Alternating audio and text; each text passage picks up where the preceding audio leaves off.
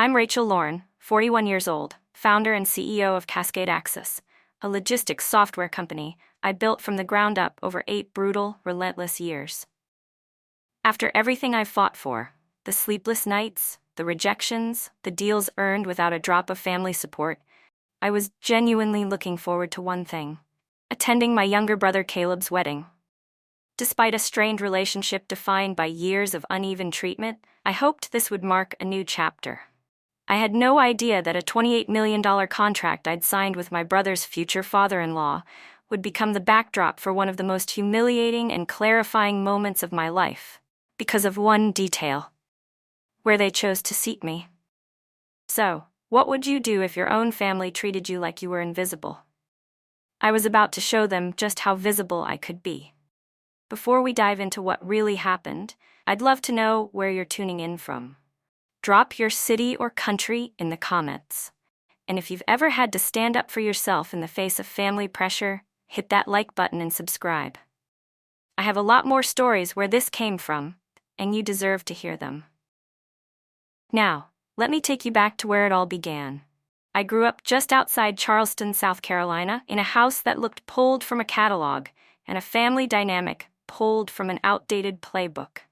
My parents, Margaret and Warren Lorne, ran a generational construction business called Lorne & Sons. Even though it was my mom who practically resurrected the company after the housing crash, the name never changed. The message was clear: sons were the legacy. Daughters were just clever distractions. Caleb and I were 3 years apart, and close in the way kids are close, before the world tells them who they're allowed to become. We played hide and seek in the lumberyard behind our backyard. We shared peanut butter sandwiches and traded Pokemon cards and had late-night pillow talks about how the stars probably weren't that far away. And then came high school. Caleb was a walking stereotype of suburban success. Captain of the football team, average grades, charming smirk. My parents attended every game, every award banquet, tailgate, and postseason send-off. I, meanwhile, was shuttled to coding competitions and science fairs in silence. They'd forget or show up late, waving awkwardly from the back of the auditorium after missing my name being called. When I got into Carnegie Mellon with a full scholarship, my dad just said, "That's far, huh?" As if I'd chosen exile over college. When Caleb got a job at Lorne & Sons right after junior college, they threw a barbecue to celebrate. That was the rhythm. Caleb made ripples. I learned to swim against the current. But I was never bitter, just focused. At Carnegie Mellon, I studied computational systems and supply chain architecture, then joined a consulting firm out of Boston that paid me in ramen-level wages, an experience worth far more. I sat in rooms where no one looked like me, listened more than I spoke, and watched every mistake our clients made when trying to modernize outdated systems. And eventually, I saw the opportunity no one else did.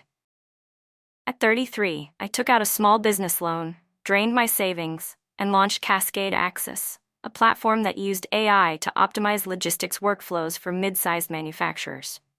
The first 2 years were savage. I worked from a fold-out couch in my studio apartment, burned through 3 relationships, and went nearly 6 months eating nothing but oatmeal and frozen dumplings. My family? They didn't ask. When they did call, it was brief. "You know, there's always a place for you at the company if this doesn't work out," my mom would say gently, like a warning wrapped in warmth. But it did work out. Cascade signed a major deal with a Texas auto parts distributor, then another with a food supply chain on the East Coast. Our breakthrough came when we rolled out a feature that predicted warehouse disruptions before they hit. Suddenly, I wasn't pitching, we were being pitched to. And then came Stokes Capital. They were looking for a scalable logistics platform for their newest commercial development initiative. I went through all the protocols, NDAs, tech reviews, contract hurdles, without ever knowing the client's CEO was Jonathan Stokes, Delilah's father. Yes, Delilah, my soon-to-be sister-in-law, Caleb's fiancée. Only after the contract was signed, $28 million, the biggest in my company's history, did Jonathan realize who I was. "You're Caleb's sister?" he'd asked during a conference call, stunned. He'd laughed, said it was faked. My parents, when I told them? "That's nice, honey," my mom had said. "Did you get your RSVP for the wedding yet?" "It's gonna be beautiful." Beautiful. That word had always felt just out of reach in our family. Beautiful dresses for Delilah, beautiful praise for Caleb, beautiful memories that didn't seem to include me.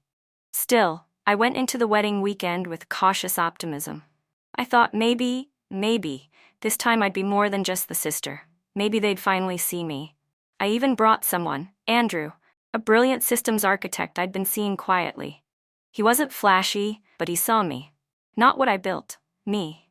We drove to the wedding together in my black Tesla, the contract still fresh in my inbox, my heart heavier than I'd admit. And that was the day I learned just how deep invisibility can cut. Because when we arrived, dressed, presentable, on time, we were told that our table was by the auxiliary service entrance. By the kitchen, not near it. Next to it, a fold-out table, 2 metal chairs, a candle that hadn't been lit. That's where they thought I belonged, even with a $28 million deal under my belt. Even as the woman who built something from nothing. Even then. They didn't see me. But they would. I stood there, staring at the pathetic setup like it had teeth. The kind of table you'd use for a toddler's lemonade stand, barely even level, and behind it, a mop leaning casually against a wall labeled janitorial. The only sign that someone had even tried was a wrinkled tablecloth, the kind you buy in bulk when presentation doesn't matter. A wave of heat surged up my spine. Rage, humiliation, and worse, familiarity. I'd been here before. Not this room, not this event, but this feeling. Being shoved to the sidelines, made small, diminished to make others feel large. I turned to the nearest staff member, a young man in a chef's jacket balancing a tray of deviled eggs. "Excuse me," I said, struggling to keep my voice even. "Is this actually where guests are being seated?" He looked up, startled. Yes ma'am, this table was added for late reassignments. There were some last-minute changes, I think." Last-minute changes. Andrew said nothing, but I could feel his body tense beside me. He glanced at me, his jaw tightening. "We're not sitting here," he said simply. I nodded. "No, we're not." But I wasn't going to walk away, not yet. We walked back down the corridor, past clusters of florists, adjusting centerpieces and planners whispering into headsets. The door to the main reception hall loomed ahead, guarded by a sleek woman in a headset holding an iPad. I gave her a tight smile. "Hi, I'm Rachel Lorne. I was directed to table 18, which seems to be located inside a utility closet. There's obviously been a mistake." She tapped on the screen, lips pursed. Lorne. Then she blinked. "Oh yes, you're at O section." "O section?" I asked. "Overflow." I stared at her. "That's a category now?" She looked up, tone softening slightly. "I'm really sorry. The bride made several updates this morning. There were some special priority guests, business partners, I think." Ah, there it was. Delilah had bumped me for people she saw as more important. Business optics, political placement, image. I wasn't an image she wanted in the frame. Behind me, I felt Andrew shift. "Rachel," he said lowly, "you don't have to explain anything to these people." But I wasn't explaining. I was processing. And then, just like clockwork, she appeared. Delilah swept around the corner in a blush satin gown that looked like it cost more than my first apartment. Her hair was sculpted in waves, her face a portrait of polished elegance, until her eyes landed on me. "Oh, Rachel," she said, smiling like a cat at a birdcage. "There you are. Everything okay?" I gave her a look. "You tell me." She blinked, faux innocent. "Was there an issue with your seat? We had to accommodate a few key guests. Stokes Capital has board members flying in, and Jonathan insisted they be placed near the family." I crossed my arms. "I signed a multi-million-dollar contract with Stokes Capital 3 months ago. Jonathan didn't even know I was your future sister-in-law until I told him myself. If anyone's earned a seat at a central table, it's me." Her smile tightened. "Well, I'm sure there was no intent to offend. But seating charts are complicated, and frankly, you never confirmed whether you'd be bringing a guest." "Yes, I did," I said sharply. "Twice, through your assistant and your mother." Her eyes narrowed just slightly, then softened again like a mask resetting. "Let me see what I can do." She turned away without another word. Andrew exhaled. "She's a piece of work." "No," I said, voice steady. "She's worse. She's calculating." We stood awkwardly near the bar, every passing guest a reminder that we were out of place. No one seemed to notice, or maybe they did, but no one cared. The great tragedy of being sidelined wasn't just the act itself, it was the way others were so comfortable watching it happen. 5 minutes passed, then 10. No one returned. I pulled out my phone and stared at the screen, considering. A name blinked at the top of my recent calls. Jonathan Stokes. I could call him, pull rank, leverage the contract, but that wasn't the point. I didn't want a seat handed to me through business clout. I wanted to be seen for who I was, for what I'd built, not just for what I could offer them. Andrew gently touched my arm. We can leave. We can find a place with wine and dignity. I almost said yes, and then my brother walked in. Caleb looked like a man stepping out of a lifestyle magazine. Sharp tucks, manicured beard, smile that could sell beachfront property. He was laughing with one of Delilah's cousins, completely unaware of the tidal wave building under my skin. I approached. He noticed me a few feet away and his grin wavered. Rach, hey, that's all I get? I asked. Not even a hug? He stepped in and gave me a cursory one-armed embrace, more out of obligation than warmth. You look great, he said. Don't, I replied. His brow furrowed. What? Don't pretend you don't know where I was seated. Caleb looked around, flustered. Look, there were a lot of moving parts. Delilah had to rearrange things this morning. There wasn't much space left near the main tables, and you approved it, I cut in. I didn't. She said you signed off on the chart this morning. He hesitated, and that pause told me everything. You did, I whispered. You let her put me next to the kitchen. It's just one night, he said quietly. Why make it a thing? Because it is a thing, I snapped, feeling emotion surge into my voice. Because for our entire lives, you've been the star, and I've been the shadow. Because I've done everything on my own, built a company from the ground up, signed a deal with your father-in-law's company, and I still get seated next to the damn mop closet. Caleb looked around nervously. Keep your voice down. I'm not yelling, I said. I'm finally being honest. He lowered his tone. This isn't the time. No, I said. For you, it never is. And then I did the one thing I hadn't planned to do. I pulled out my phone and opened my email. My thumb hovered over the contact list until I found the name I needed. Maria Holland, my general counsel. In front of my brother, in the middle of the wedding reception, I tapped call. Rachel? Came Maria's crisp voice. Yes, I need you to start contract termination proceedings for the Stokes account. Effective immediately. There was a pause. Are you sure? I've never been more sure. When I hung up, Caleb was staring at me, mouth open. You're canceling the deal? He said hoarsely. You can't. I just did. You're screwing over Dad's business, he said. Do you even care what this will do to us? You didn't care what this did to me, I said. He didn't reply. Delilah appeared then, gliding over with practiced charm, her expression faltering when she saw my face. Everything okay? She asked too brightly. I turned to her. You know, Delilah, for someone who prides herself on decorum, you're incredibly short-sighted. You orchestrated the seating chart so I'd be humiliated. You thought it wouldn't matter, that I'd stay quiet. She blinked. That's a ridiculous accusation. I leaned in. And yet, accurate. She scoffed. Are you really blowing up a $28 million deal over a table? No, I said. I'm blowing it up over what the table represents, a lack of respect. Delilah's jaw clenched. I looked between them. Caleb, Delilah, and the family that had built their identities on legacy, appearances, and silent assumptions. I don't need this contract, I said. And I don't need your validation. I came here hoping I'd finally be seen. I leave knowing I'll never let anyone decide my worth again. Andrew stepped forward, his eyes soft. Ready?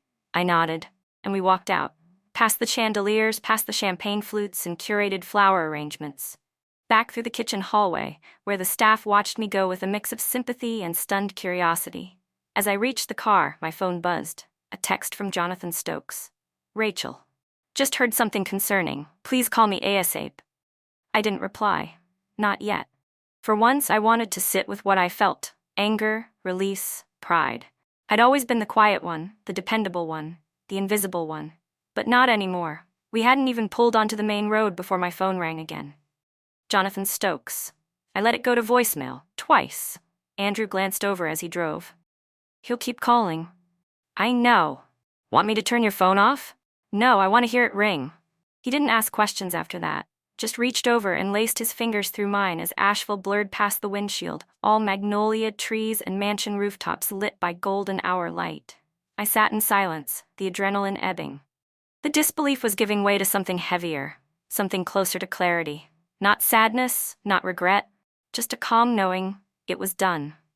And I wasn't sorry. At the hotel, I kicked off my shoes and opened the minibar. Andrew poured me a glass of wine without a word, then sat beside me on the bed while my phone continued to buzz. 10 missed calls, 5 voicemails, 2 texts from my mother, one asking where I'd gone, the other a vague attempt at guilt. Please don't make a scene. This is Caleb's day. Right, his day. Not the day I was seated next to a mop bucket. Not the day I'd walked away from a $28 million contract. Just Caleb's day. I sipped the wine and finally opened Jonathan's first voicemail. Rachel, I'm hearing troubling things from the venue staff. Are you actually canceling the Cascade Axis contract? Please, before we proceed with any further integration, let's talk. Then the second. Rachel, I really hope this isn't about the wedding. I understand there were some seating issues. Delilah didn't mean, look, this is business. Let's talk before you make a decision you'll regret. I saved them both. Then I called Maria. She answered on the first ring.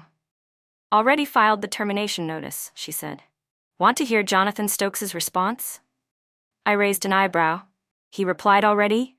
Within 20 minutes. He wants to schedule an emergency meeting first thing Monday. Says he's open to reevaluating terms. Also used the phrase extraordinary misunderstanding twice. I exhaled. Tell him I'm not available Monday. You want to play hardball or real unavailability? Both, she chuckled. Got it. Also, media flagged it. I sat up. What? The wedding had some influencer-type guests. One of them tweeted about a female CEO pulling a multi-million-dollar deal in a gown and heels. Tags gone semi-viral in some tech and startup circles. I blinked. You're kidding. I think your little exit is becoming a story. My heart skipped. Not fear, not shame, something closer to liberation. By Monday morning, my inbox was a war zone. Stokes Capital's executive assistant sent 6 meeting requests before 9 a.m. Jonathan himself emailed twice, first trying charm, then urgency. Delilah didn't reach out directly, but I spotted a quote-unquote source close to the bride on a wedding gossip blog talking about how some guests let personal insecurities interfere with family unity. Charming. I deleted the article. But I didn't delete the feeling. Because for the first time in a long time, the story wasn't being written about me. It was because of me. At the office, Gregory, our COO, cornered me with a cup of strong coffee and a look that said, "What the hell happened?" I gave him the short version, the seat, the snub, the snap. His eyes didn't widen, he just nodded slowly as if something had finally clicked. We'll take a hit, he said. I know. But we'll survive. We'll do better. His gaze sharpened. You sound sure. I am, he grinned. Good, because Westmore Logistics called this morning. They heard about the contract fallout and want to schedule a pitch. I blinked. We've been chasing them for 6 months. Well, apparently now they're chasing us. Then Sarah, my assistant, stuck her head in. Also, Thomas Harding from Foresight Ventures is online too. Said he saw you at the wedding, was impressed with your poise, and would like to meet. I raised my eyebrows. I don't remember speaking to him. You didn't. But you made an impression. That week passed in a blur. Media mentions trickled in. Blog posts, LinkedIn threads, a viral Reddit comment thread titled, Woman Walks Out of Wedding, Takes $28 million Contract with Her, Hero or Villain. Most surprisingly, the messages from women. Hundreds of them. From tech founders, startup interns, junior engineers, even HR reps. All telling me the same thing in different words. Thank you. I've been in that room. You showed me what standing up looks like. One message stood out. It was from someone I hadn't seen in 20 years. Aunt Lenore. My dad's older sister.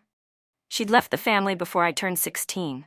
There were rumors about a fight with my grandfather, something to do with inheritance and her role in the business. The email was short. Rachel, I read what happened. You probably don't remember me well, but I remember you, and I want you to know, you did the right thing. If you ever want to talk about what it means to be the woman they keep trying to erase, I'm here. I replied immediately. We met 2 days later, at a quiet cafe tucked in a bookstore downtown.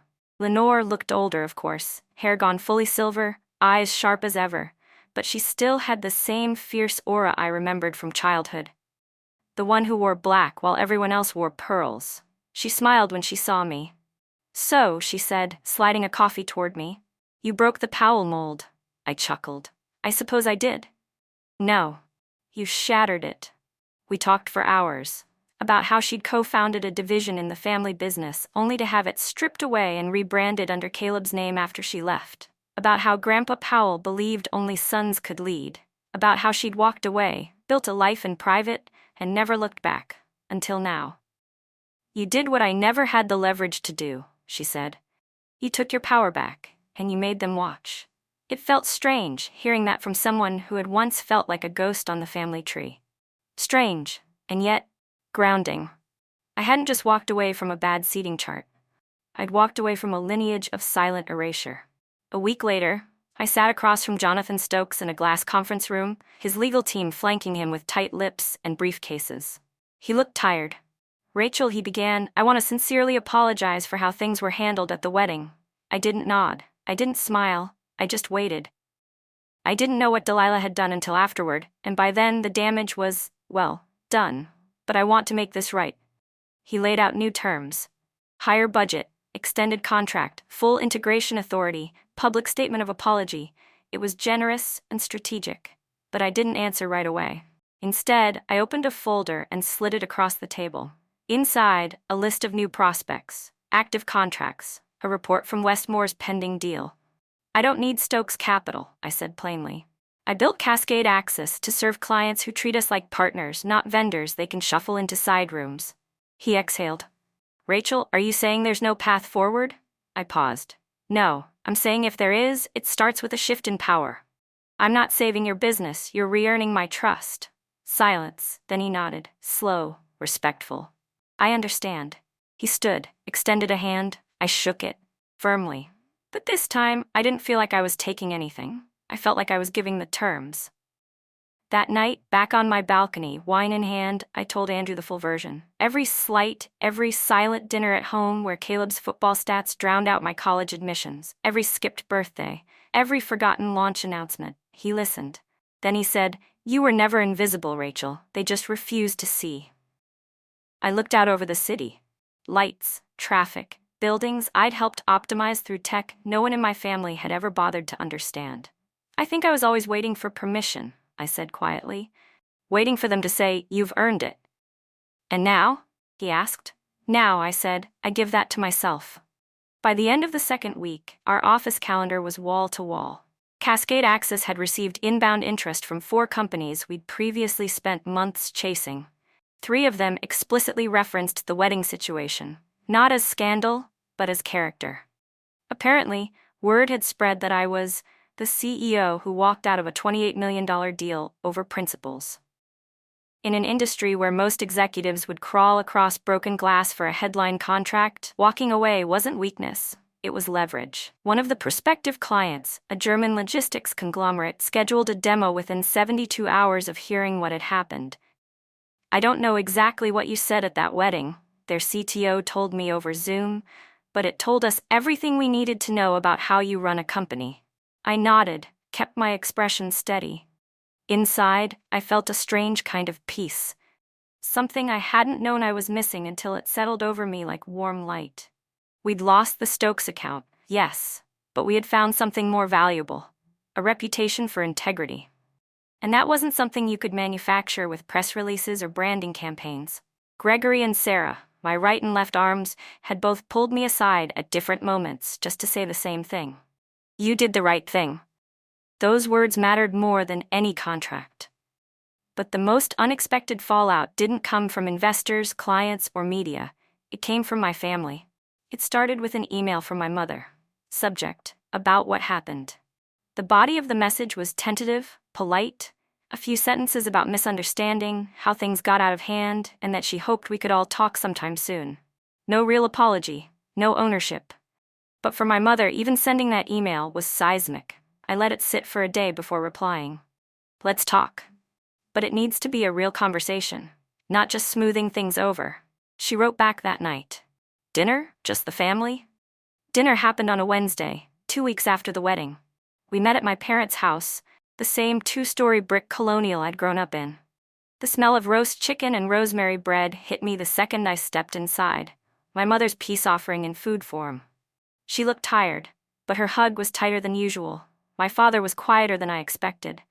No lectures, No dramatics, just a long look before he nodded once and led us to the table. Caleb was already seated, and for the first time in a long time, he didn't look like the golden boy. His shoulders were slouched, his eyes had bags under them. Delilah wasn't with him. Dinner began with awkward small talk, weather, neighborhood gossip, my dad's aching knee. Then my mother cleared her throat. "I owe you an apology," she said, not meeting my eyes. I didn't say anything. Just waited. "We didn't handle the wedding properly," she continued. "The seating? The way you were treated. I knew it was wrong. I just didn't say anything, and I'm sorry." My father exhaled like someone had deflated him. "I was embarrassed," he admitted. "I saw where you were sitting. I should have spoken up." I stared at my plate for a long moment. "You've both spent years watching Caleb get applauded for half the work," I said quietly. "You told yourselves I didn't need recognition, that I was fine, that I was strong." "You were strong," my mom said. "That's not the same thing as being valued," I replied. Caleb finally spoke. "Delilah changed the chart," he said. "I knew. I didn't stop her." My eyes locked on his. "Why?" He looked down. "Because she said it would make me look weak." I let out a slow breath. Caleb had always been threatened by my success. Even when we were kids, he hated when I beat him at chess or solved math problems faster. But I never thought he'd let that insecurity turn into open sabotage. "I've spent my whole life fighting to be seen," I said. "By this family.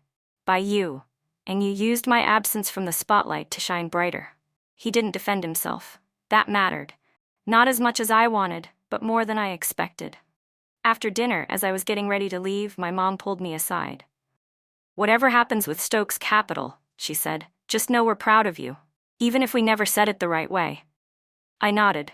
It wasn't perfect, but it was a beginning. Later that week, I got coffee with Aunt Lenore again. She asked how the dinner went. "Messy," I said, "but honest." "Sometimes that's the best you get." I sipped my latte. "I just wish I hadn't waited this long to demand better." "You didn't wait," she said. "You arrived exactly when the cycle needed breaking." That word stuck with me. Cycle. It wasn't just about one bad wedding or one insecure brother. It was about generations of women being told to wait, to shrink, to serve, to endure, and finally saying, "No more." The next morning, I called Sarah into my office. "I want to start a program," I told her. "For what?"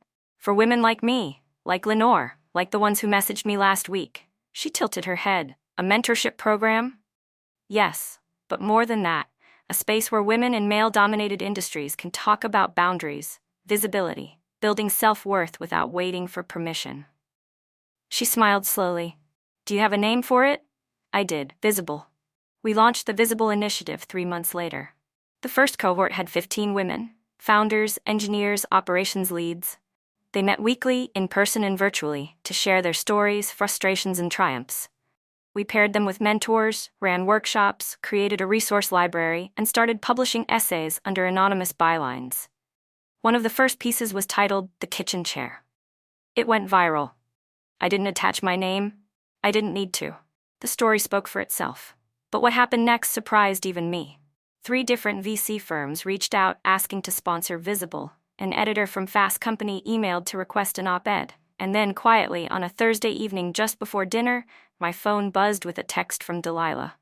"I heard about the mentorship program. I'd like to talk, if you're open." I stared at the screen. No apology. But maybe a beginning. I didn't answer that night. Some things take time. Andrew and I celebrated 6 months together with a weekend trip to Vermont. No laptops, no pitches, just trees, wine, and silence. He asked over dessert, "Do you ever think about how different things could have gone if they'd just given you a better seat?" I laughed. "They gave me exactly the seat I needed to see them clearly." He smiled. "So what now?" Now? Now, I wasn't seeking validation. I wasn't trying to prove anything. I was building. On my own terms. For the right reasons. By the time Jonathan Stokes reached out to me, I'd already walked away from the emotional wreckage of that wedding. The image of me sitting by the kitchen door, staring at a flickering candle and an empty chair, had burned itself into my memory like a brand. But it wasn't the seat I would remember. It was the feeling of being invisible. Jonathan's letter, delivered by hand to my office, wasn't just a simple business apology. It was an offer to start again, to reevaluate the terms, and perhaps even to rebuild what had been torn apart at the wedding. There was a signed apology, the words carefully chosen, a promise that he understood the missteps that had led to me walking away. But reading it, I realized I didn't need his apology. What I needed was the space to demand the respect I'd earned, regardless of how they had tried to erase me before. So I waited. For the right moment. For my moment. A week after receiving the letter, Jonathan arranged a meeting. His tone was polite, but this time I wasn't walking into the room hoping to be seen. I wasn't going to be just another woman sitting at a table where I didn't belong. This time, I was walking into that room to own it. The meeting was set at one of their upscale offices in downtown Charleston. Glass walls, marble floors, and sleek leather chairs. As I walked in, Jonathan stood up and extended his hand, his smile not quite as confident as before. "Rachel, thank you for agreeing to meet," he said, voice tentative. "I want to assure you that Stokes Capital has been reflecting on our past mistakes. You were right to walk away from the contract. It was a lack of judgment on our part, and I regret that." I nodded but didn't speak immediately. I wanted him to feel the weight of what had happened. Wanted him to see me this time. "Rachel," he continued after a long silence, "we'd love to revisit the terms if you're open to it." "I'm not here for terms," I said, sitting down at the conference table. "I'm here because I've realized something. All these years, I've waited for validation. From my family, from this industry, from people like you." I paused, watching his expression shift. "I don't need your deal, I don't need your apology, but I'm willing to work with Stokes Capital on one condition." Jonathan leaned forward, curious. "What condition?" "You're going to support Visible." I watched him process that. For the first time, there was something resembling uncertainty in his eyes. Visible is a mentorship program I've created for women in underrepresented industries. Logistics, supply chain management, tech. It's growing, and I'm not interested in just signing contracts with businesses. I want to change the business. I pulled out a folder filled with a proposal. Funding, corporate partnerships, a vision for how Stokes Capital could be a catalyst for the next generation of women leaders in these spaces. I placed it in front of him. "I'm not interested in deals built on power dynamics, where women are forced to hide in the shadows," I continued. "If you want to earn my trust, and if you want to make this right, you'll be a part of something bigger than a business deal. You'll be a part of redefining the industry." There was a long silence. Jonathan glanced at the proposal, then back at me, the tension in the room palpable. "I don't want to just fix the broken parts," I said softly. "I want to build something that never had to be fixed in the first place." He nodded slowly, processing what I was offering. "I see. Then let's make it happen." Weeks later, the deal was finalized. Not the same one we had discussed before, but a different kind of partnership. The Stokes family agreed to fund Visible's expansion, and Stokes Capital would serve as the official partner for the first cohort of mentees. They even gave me the freedom to choose which companies they'd invest in, using my own terms to ensure their commitment to diversity and equity within the tech and logistics sectors. It wasn't just a business move. It was a shift, a transformation. I no longer had to prove my worth to anyone. I was creating a new space where women could walk in and feel respected, valued, and empowered, no matter where they came from or how much support they had. That evening, Andrew and I stood together on the balcony of my apartment, overlooking the city lights as the warm spring air swirled around us. "I think I'm starting to get it," he said, turning to me with a smile. "Get what?" "Why you walked away?" He said, taking my hand. "You didn't need them. You just needed to believe in yourself." I squeezed his hand, my heart full. "I think I always believed in myself," I replied. "I just didn't believe they would ever see me. But now, I don't need them to. I'm doing this for me. And for every woman who's ever been told she's too much or too little.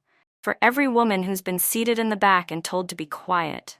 "You've already changed everything," Andrew said. "You've built something incredible." I smiled, my heart swelling with pride. "We've built something incredible."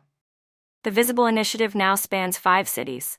Our Slack group has over 500 members, and our quarterly journal has become a must-read for women in logistics, tech, and business.